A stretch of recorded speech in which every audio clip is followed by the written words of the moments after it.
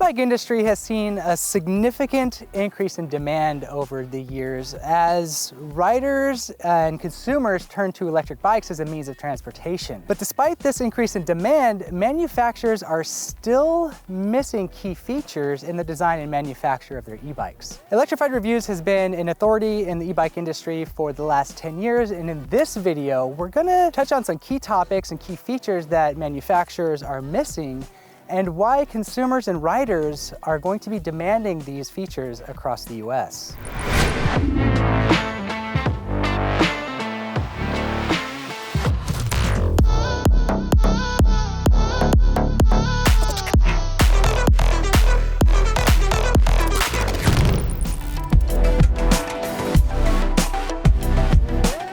E-bikes are heavier than your standard bike, and with many e-bikes providing Class 3 speeds, proper stopping power becomes a major concern.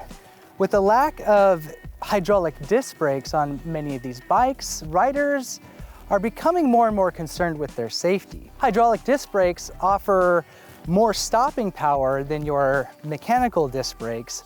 And when we consider e-bikes, especially, let's say a cargo e-bike under full load and at speed, having hydraulic disc brakes really ensures that the rider will be safe when coming to a controlled and smooth stop. The lack of hydraulic disc brakes on bikes is a major concern for riders, especially when riding in challenging terrain or in wet conditions. The use of lower quality mechanical brakes can put riders at risk and can even result in serious injury.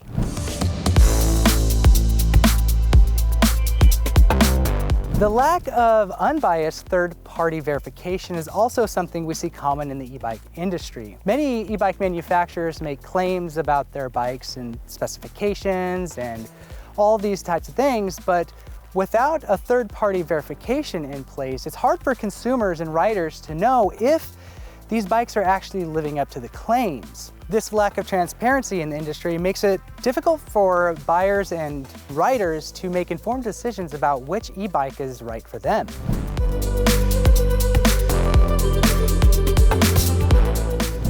Piggybacking on the lack of third-party unbiased verification, and maybe even more importantly, is the lack of UL certification on many e-bikes that we see being manufactured. Now, UL is a safety certification and verification organization that tests and verifies whether or not your e-bike is safe to use. Now, this is an evolving situation in this industry, and we expect to cover more on this as legislation and new bike laws and regulations are put into place.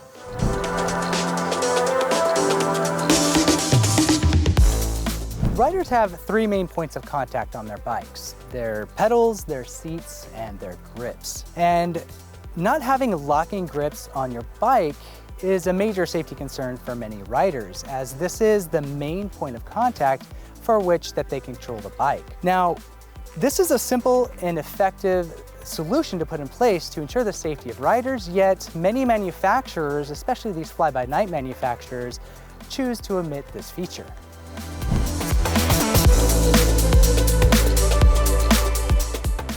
Lack of full-color LCD displays is another area where we see room for improvement. LCD screens basically show data such as your speed, your battery level, sometimes your wattage output, and even navigation. Many e-bike manufacturers that we see today are placing really small LCD displays on their bikes, which are very difficult to read. Now, full-color LCD displays not only show a commitment to quality, but they are also able to highlight those key points of information that you need on your ride while providing a display that you can see in full sunlight.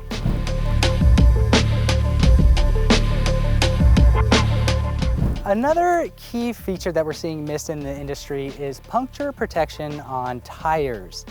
Many of these e-bikes are shipped with oversized tires, which are more prone to being punctured while out on the trail.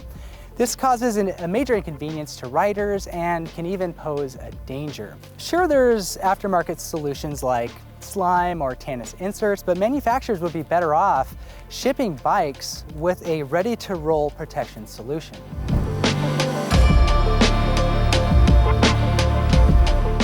Batteries are another major pain point in the e-bike industry. Many manufacturers are putting out batteries with limited range, making it difficult for riders to go long distances on a single charge. This is a major drawback for many riders who rely on their e-bikes for their daily commute.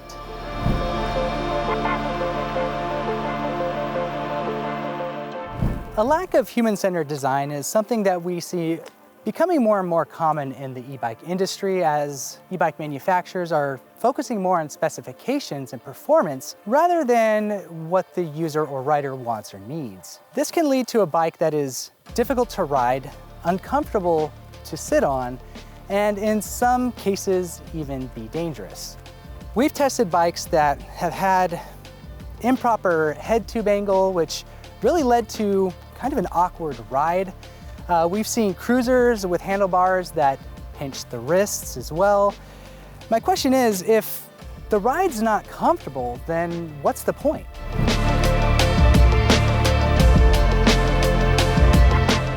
Better packaging. That's another thing that we see as a common fault in the industry, better packaging and shipment. Many bikes, when they ship, if they're not packed and shipped correctly, will arrive damaged or even with missing parts. Now, this is a major inconvenience for many riders and especially frustrating at these e-bike price points. And from the manufacturer's perspective, they're covering shipping costs both ways. And on top of that, they may even ship out a second bike. One and done here, that's the way to go.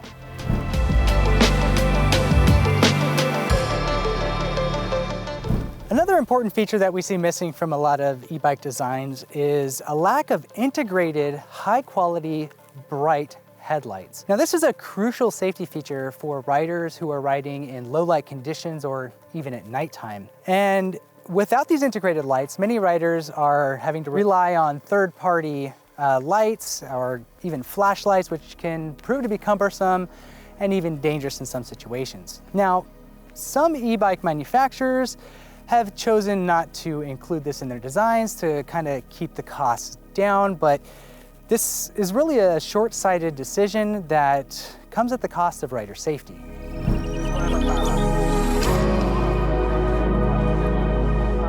Finally, we've seen a lot of manufacturers ship e-bikes that don't have fenders. Now, this is a feature that helps protect the rider and the e-bike from dirt, mud, water and debris. Now, manufacturers have chosen not to include fenders on their bikes in an effort to reduce the cost of their bikes as well. But if you ask any rider, they would rather have the option to stay clean and choose to remove the fenders if they want, than try to hunt down fenders that will fit their particular ride.